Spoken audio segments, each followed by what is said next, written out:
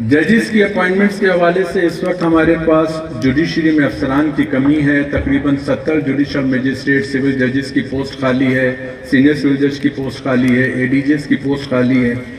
اور چونکہ senior civil ججز کی پوسٹ زیادہ خالی ہے تو ہم ڈی پی سی ڈپارٹمنٹل پروموشن کمیٹی کا اجلاس بھی نہیں بلا سکتے کہ اگر ہم نے اے ڈی جے سے ہم نے سیشن جج پروموٹ کر دیے تو اے ڈی جے اور شارٹ ہو جائیں گے.